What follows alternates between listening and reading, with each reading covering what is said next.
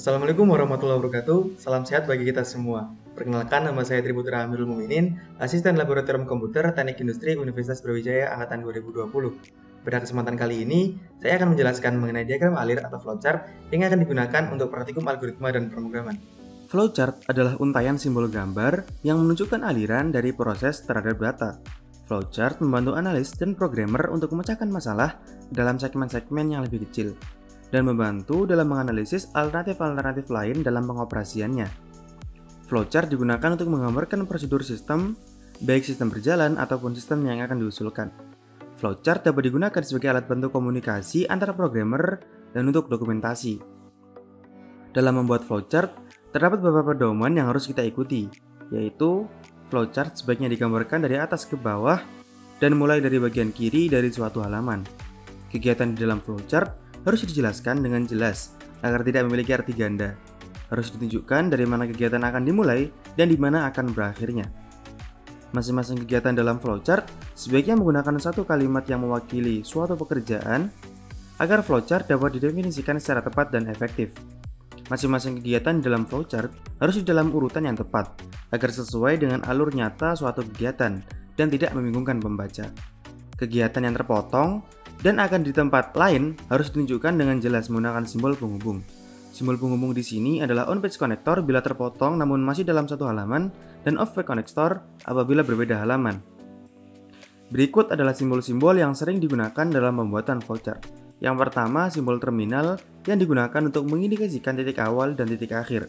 Lalu on-page connector digunakan untuk mengindikasikan titik penghubung ke bagian lain yang terputus dalam satu halaman karena terlalu jauh atau memungkinkan memotong garis panah yang lain. Lalu off-page connector digunakan untuk mengindikasikan titik penghubung ke bagian yang lain yang terputus karena berbeda halaman. Lalu ada preparation atau initialization digunakan untuk mengindikasikan tahap awal pemrograman, mendeklarasikan variabel, mengidentifikasikan nilai awal konstanta dan variabel. Lalu ada simbol data yang digunakan untuk mengindikasikan masukan atau keluaran. Lalu simbol proses yang digunakan untuk mengindikasikan proses komputasi seperti penambahan, perkalian, pengurangan, dan lain-lainnya. Lalu ada predefined atau nested process yang digunakan untuk mengindikasikan subprogram. Lalu ada manual operation yang digunakan untuk mengindikasikan operasi yang dilakukan secara manual. Lalu ada manual input yang digunakan untuk masukkan manual menggunakan input device. Dan ada card yang digunakan untuk mengindikasikan penggunaan card reader. Lalu ada database atau repository yang digunakan untuk mengindikasikan penggunaan media penyimpanan berbasis data. Lalu ada display yang digunakan untuk mengindikasikan proses penampilan informasi untuk dibaca atau dilihat user di layar monitor atau proyektor. Lalu ada report yang digunakan untuk mengindikasikan proses pencetakan laporan untuk dibaca atau dilihat user menggunakan printer atau plotter. Lalu ada decision yang digunakan untuk mengindikasikan pencabangan alternatif operasi dengan pengambilan keputusan berdasarkan kriteria atau kondisi. Jadi dalam simbol ini nantinya akan tertulis suatu kondisi yang memiliki dua pencabangan arah keluar, yaitu ya bila kondisi terpenuhi dan tidak bila kondisi tidak terpenuhi. Lalu annotation yang digunakan untuk mengindikasikan hubungan presidensi antar operasi atau antar alur urutan operasi. Contoh-contoh jenis flowchart adalah sistem flowchart dan program flowchart. Bedanya apa? Untuk flowchart system adalah bagan yang menunjukkan alur pekerjaan secara keseluruhan dari sistem.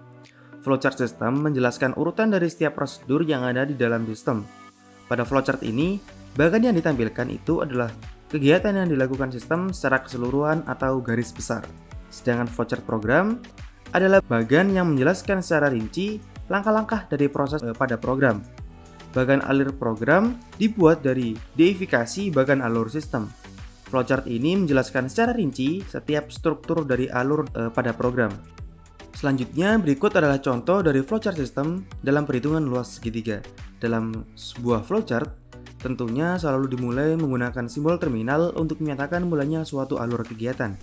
Lalu karena untuk mencari luas segitiga tentunya diperlukan nilai alas dan tinggi. Langkah selanjutnya adalah memasukkan nilai alas.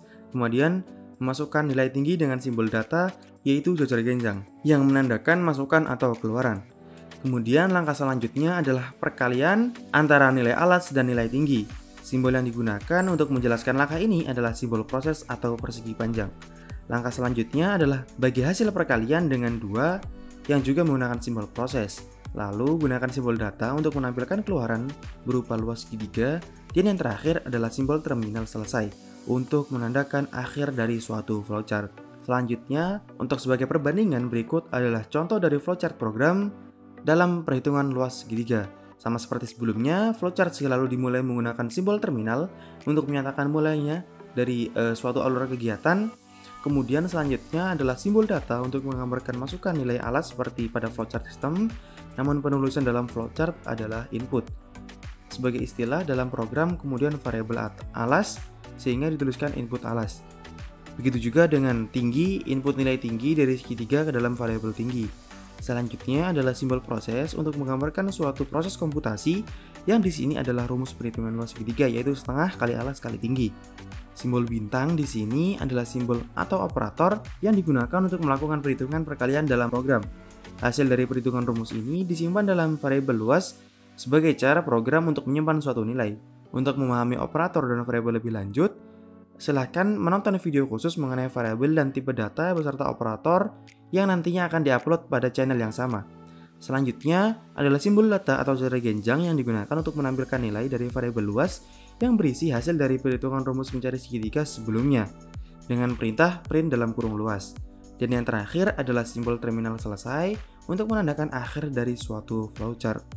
Baik, selanjutnya di sini akan saya contohkan pembuatan flowchart dalam studi kasus pemesanan hotel pada aplikasi Bali Traveloka. Teman-teman juga dapat melihat studi kasus ini pada modul ketiga yang telah diberikan oleh asisten. Berikut adalah tampilan utama ketika teman-teman membuka software Visio. Selanjutnya, untuk membuat flowchart sederhana, teman-teman bisa memulai dengan blank drawing, lalu metric unit, lalu get. Untuk menampilkan simbol-simbol yang sering digunakan dalam pembuatan flowchart, teman-teman bisa memulai dengan more shape, flowchart, basic, flowchart shape. Dalam pembuatan flowchart kali ini, tentunya flowchart selalu dimulai dengan simbol terminal,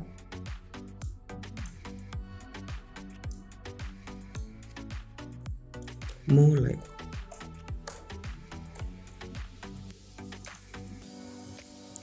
Selanjutnya akan ada input manual oleh user untuk menginputkan username dan password.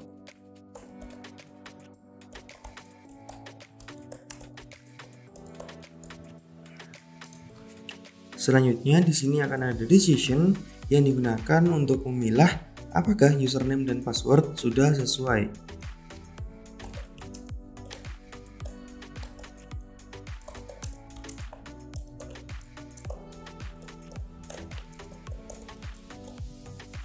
Nah, nantinya dari decision ini akan ada dua pencabangan keluar, yaitu jika username dan password tidak sesuai maka akan melakukan looping untuk memasukkan username dan password ulang. Namun apabila username dan password memang sudah benar, maka akan lanjut pada program selanjutnya, yaitu menampilkan hotel yang tersedia menggunakan simbol display.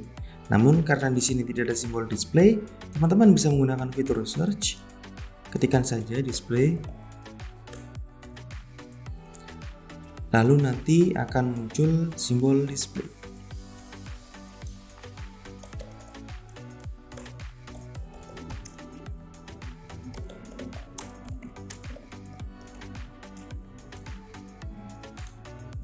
Selanjutnya setelah hotel yang tersedia ditampilkan, maka akan ada proses oleh user untuk memilih hotel yang tersedia menggunakan simbol proses.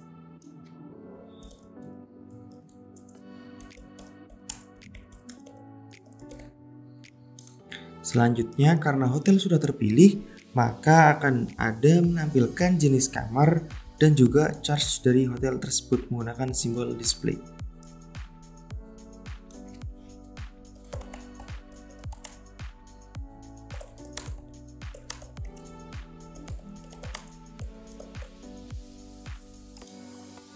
Selanjutnya di sini agar tidak terlalu panjang, maka akan saya contohkan cara penggunaan on-page connector. Teman-teman bisa memberikan on-page connector di bawah, lalu diberikan identitas misalnya A. Nah, nanti akan dilanjut dengan on-page connector di sebelahnya menggunakan identitas yang sama, yaitu A. Maka selanjutnya teman-teman bisa melanjutkan flowchart tersebut pada sisi sebelahnya agar flowchart tersebut tidak terlalu panjang atau mungkin memotong garis-garis yang lain. Selanjutnya setelah tadi menampilkan jenis kamar dan charge hotel, maka akan ada proses yaitu memilih jenis kamar dan charge hotel.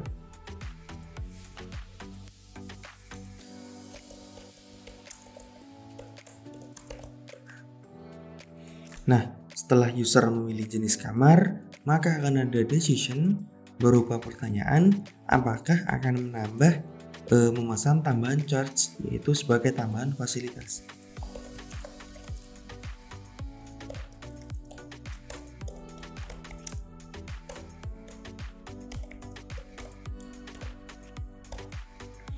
Di sini juga akan ada dua pencabulan keluar. Apabila akan memang memesan tambahan charge, maka akan masuk ke dalam menu tambahan charge.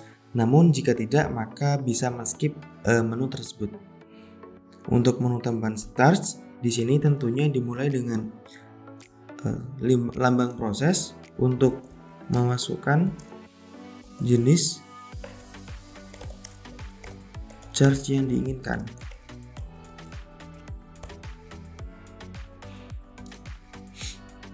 Selanjutnya, karena di sini sudah diinputkan jenis charge yang diinginkan, maka akan ada decision untuk perulangan apakah ada yang ingin ditambahkan lagi, yaitu untuk jenis charge yang mungkin ingin ditambahkan lagi.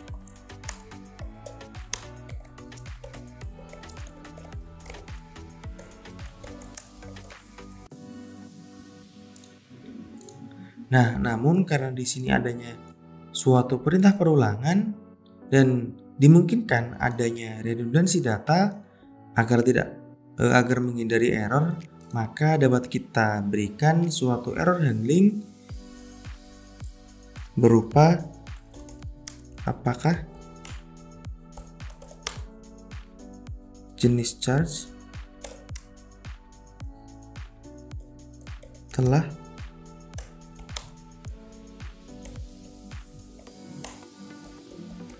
dipilih sebelumnya.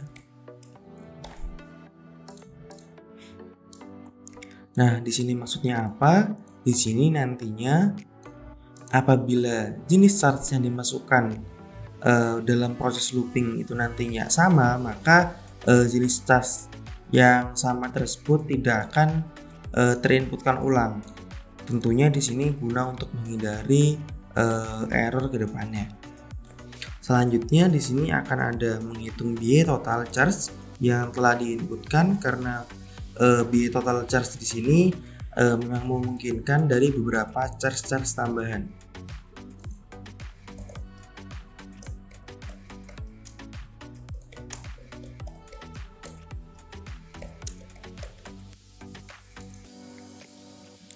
Selanjutnya di sini juga bisa diberikan on-page connector agar tidak terlalu panjang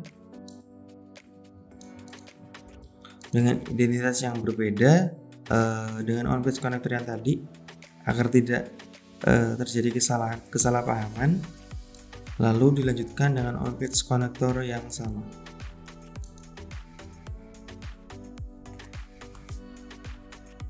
Selanjutnya akan ada input manual, yaitu memasukkan tanggal check-in oleh user. Memasukkan tanggal check-in.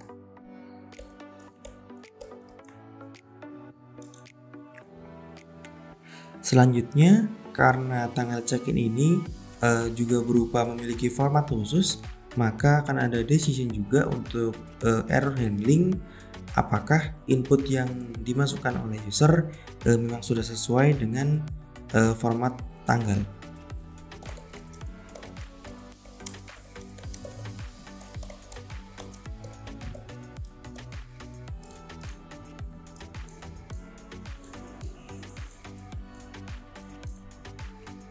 Lalu selanjutnya akan ada input manual, yaitu memasukkan durasi lamanya menginap.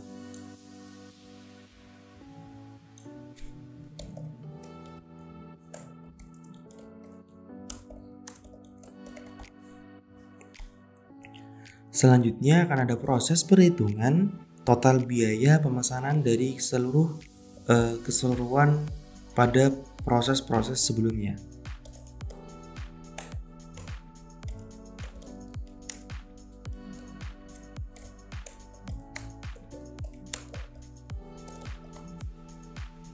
Nah, karena di sini sudah menghitung biaya total keseluruhan, maka dapat kita berikan suatu output menggunakan simbol data, yaitu menampilkan detail pemesanan kamar.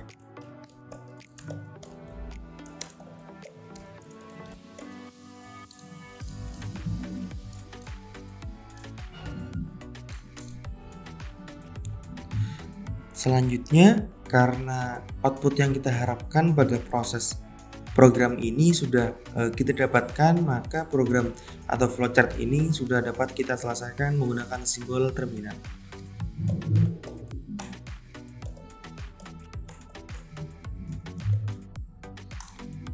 Selanjutnya, jangan lupa untuk menambahkan garis pada simbol-simbol yang telah kita buat menggunakan menu konektor pada toolbar di atas, tinggal disambungkan saja.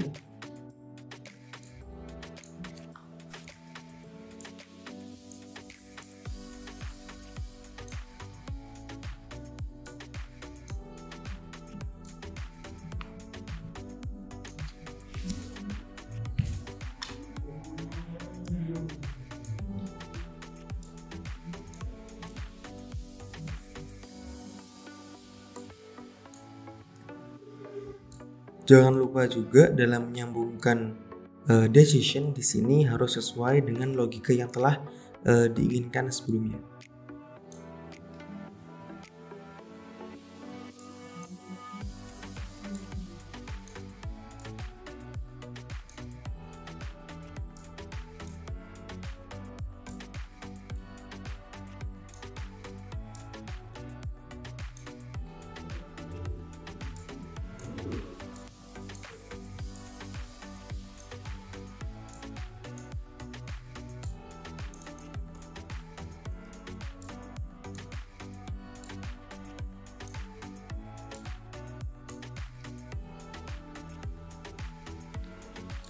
Selanjutnya, jangan lupa diberikan mata panah pada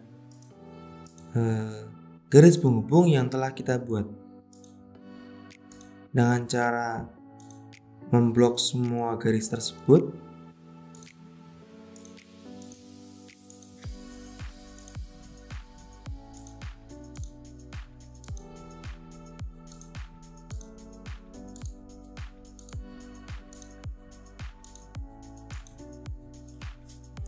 lalu pada menu line di sini dapat teman-teman edit sesuai dengan keinginan yang dibutuhkan.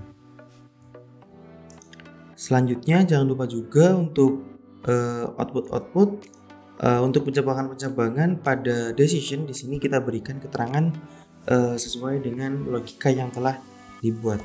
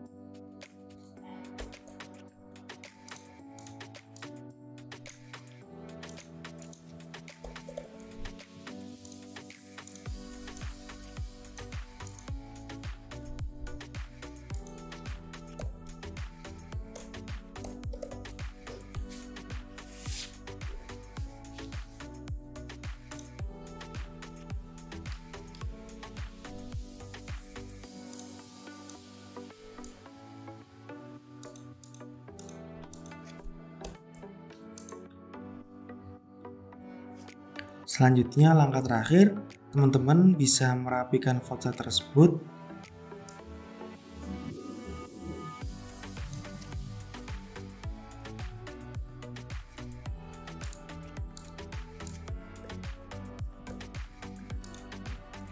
Nah, inilah flowchart yang telah kita buat. Untuk mengekspor pada berupa file PDF, teman-teman bisa memilih file, lalu ekspor, lalu create PDF atau XPS. Selanjutnya di sini teman-teman dapat memilih lokasi penyimpanan dan juga nama file yang diinginkan. Nah, berikut adalah flowchart yang telah kita buat.